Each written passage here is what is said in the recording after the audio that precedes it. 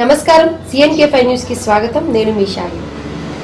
కడప జిల్లా రాయచోటి పట్టణం సమాజంలో అడుగడుగున అవమానాలు చిదరింపులు భరిస్తూ అనుక్షణం తమ ఆవేదన బాధ మనసులోనే దాచుకొని మనోవేదనకు గురవుతున్నారు. వారే ట్రాన్స్జెండర్స్. వారి కష్టాలు, వారి జీవన విధానం ఏ విధంగా వారి కుటుంబాలను నెట్టుకొస్తున్నారు, ఈ విషయంపై మా రాయలసీమ ఇన్ఛార్జ్ బ్యూరో చంద్రశేఖర్ గారితో మరింత సమాచారం. ప్రస్తుతం మనము ఈ రాయచోటి పట్టణంలోని ఇజ్రాయెల్స్ గురించి వారి సమస్యల గురించి తెలుసుకునేందుకు ఇక్కడికి వచ్చాము. వారినే ప్రత్యేకంగా వారితోనే మాట్లాడదాం. చెప్పమ్మా, మీకు మీ జీవన విధానం ఎలా ఉంటుంది? మా జీవనం ఎలా ఉంటుందా సార్?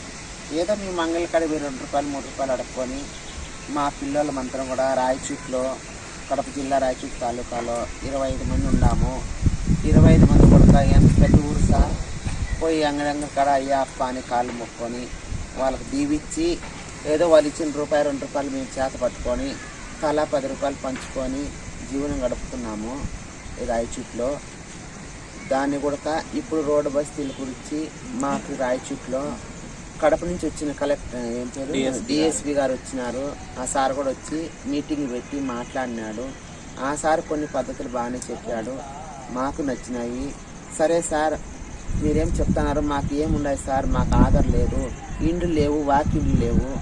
మాకు కొంతమందికి రేషన్ కార్డులు ఉన్నాయి, కొంతమందికి లేవు. కొంతమందికి ఆధార్ కార్డులు ఉన్నాయి, కొంతమందికి లేవు.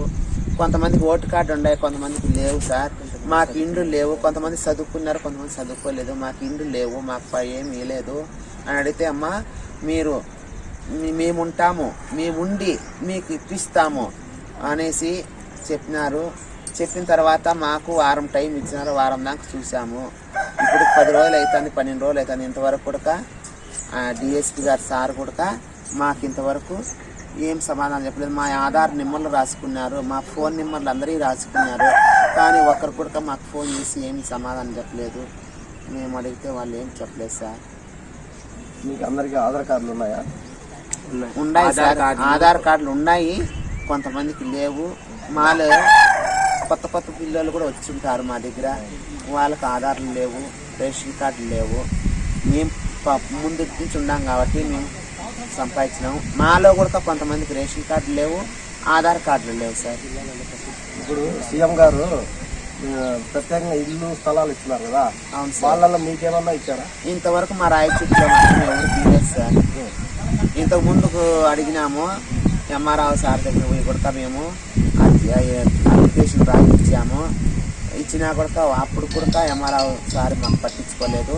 ఇప్పుడుండే ఎంఆర్ఆర్ సార్ కూడా మాకేం పట్టించుకోలే. ఇప్పుడు మళ్ళా ప్రభుత్వం మారింది కాబట్టి మా సీఎం గారు కూడా ఇంతవరకు మాకేం ఆధార్ లేదు. కానీ పింఛని మొదటి నుంచి వస్తాండే పింఛని, ఆ పింఛని ఇస్తున్నారు. మాకు అదే పింఛని ఉంది, కానీ దాని మీద మాకైతే 1 రూపాయి ఆదాయం లేదు, ఎగస్ట్రా లేదు. ఇప్పుడు మా జగన్మోహన్ రెడ్డి సీఎం గారు పింఛని పెంచుతున్నామన్నారు కదా, దానిపైన మీకేమైనా పెంచారా? మాకైతే పెంచలేదు. ఇతరులకు వికలాంగులకు అన్నారు. మమ్మల్ని కూడా ఆ టైంలో వికలాంగుల కిందనేసి వికలాంగులకు మాకు ఒకటే పింఛని 3000 చేశారు. అదే 3000 ఇస్తున్నారు. కానీ మళ్ళీ మిగతా వాళ్ళకందరికీ 2500 పెంచినారు, ఎగస్ట్రా పెంచినారు. మాకైతే పెంచలేదు. మాకు అదే ఇచ్చేది, దాంతో మీ జీవనం గడుపుకొని ఏదో మేము బిచ్చాత్రం అనుకొని మాకైతే ఇక్కడ ఎగస్ట్రా పనులు చేయలేదు. ఇంతవరకు మాకు అది కూడా ఇబ్బంది, పోలీసులు కానీ మేము చేయలేదు. వాళ్ళు కూడా ఇంతవరకు మాకేమి ఇబ్బంది పెట్టలేదు, మేము చేయలే. మొన్న మాత్రము డిఎస్పి గారు సార్ ఇచ్చి పిలిచినాకనే ఆడ మీటింగ్ పెట్టినాకే మా సమీక్ష చెప్పినాము. ఆ సార్ సరేమ్మా మేము ఉండి చేపిస్తాము అని సార్ వాళ్ళకి చెప్పిపోయినాడు. ఇంతవరకు ఏమి కూడా మాకేం చేయలేదు, మాకేం పట్టించుకోవడం లేదు సార్. సరే, ఇప్పుడు మీకేమన్నా ఇప్పుడు అవసరమా? ఏమి కావాలి? మాకు స్వగృహాలు లేవండి. మేము ఇప్పుడు బాడిగిళ్ళల్లో ఉంటున్నాము. వాళ్ళు సడన్ గా ఏమంటారు, మాకు బాడిగ ఇవ్వాలంటే కూడా ఆలోచిస్తారు. ఇప్పుడు 10 మంది ఒక లేడీస్ ఉంటారండి, వాళ్ళ మధ్యలో మాకు ఇవ్వాలంటే వాళ్ళు వెనక అడుగు వేస్తారు. మేము ఎక్కడ ఊరు బయట, అక్కడ ఊరు బయట, ఇక్కడ ఊరు బయట ఇస్తున్నారు. అట్లా లేకుండా మాకు కూడా సొంత బిల్లు అనేది కావాలా, అది కూడా ప్రభుత్వమే కట్టించాలండి. ప్రభుత్వ ఖజానా నుండి ఎన్నో కోట్లు వేస్ట్ చేస్తున్నారు. ట్రాన్స్జెండర్ కోసం మాకు కూడా కొంత ఖర్చు పెట్టి ప్రభుత్వానికి వచ్చిన జోకా ఏం లేదు. మా నుండి కూడా మేము కూడా ఓటు హక్కు ఉండాలి, మేము కూడా జనాభా లిస్టులో ఉన్నాం, కానీ మాకు ఎటువంటి ఆధారాలు అయితే కానీ, ఎటువంటి సహాయాలు అయితే కానీ, ఎటువంటి సదస్సులు అయితే కానీ మా గురించి ఏం జరగలేదు, మాకేమీ హెల్ప్ రాలేదు. ఇది ఒకటి ఉంటే తర్వాత ఎవరైనా కూడా ఇప్పుడు మాకు ఏదైనా జాబ్ చేయండి అని అంటున్నారండి. మేము చదువుకున్నామండి, మేము జాబ్ చేసాం, రెడీగా ఉంటాము. ఒక బస్సు ఎక్కితే బస్సులోనే ఒక మనిషి మా పక్కన కూర్చునేదానికి కింది నుండి పై వరకు తీసి పక్కన పోయి కూర్చుంటారు. అట్లాంటిది మాకు ఎవరు జాబ్ ఇస్తారండి చెప్పండి? దీనిలో చదువుకోలేని వాళ్ళు ఉన్నారు, వాళ్ళు ఏం పని చేస్తారు? దీంట్లో మళ్ళీ ఇంకోటి ఏముందంటే కనుక ముసలోళ్ళు ఉన్నారు, మంచం మీద ఉండే వాళ్ళు ఉన్నారు, వికలాంగులు ఉన్నారు.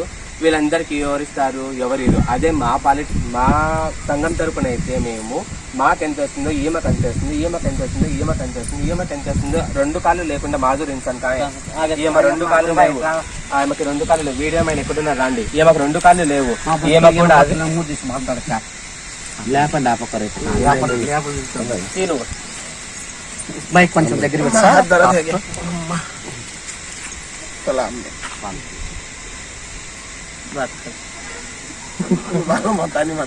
మా బతుకులు ఎట్లున్నాయి సార్? కాళ్ళు లేవు, కాళ్ళు లేవు, మంచి చెడ్డ చూడాలి. చూడండి మా 10 మందికి బాగా మీరు 2 పంపిస్తారు కదా, అప్పుడు కొంతమంది ఇస్తారు, ఇవ్వరు కావాలి.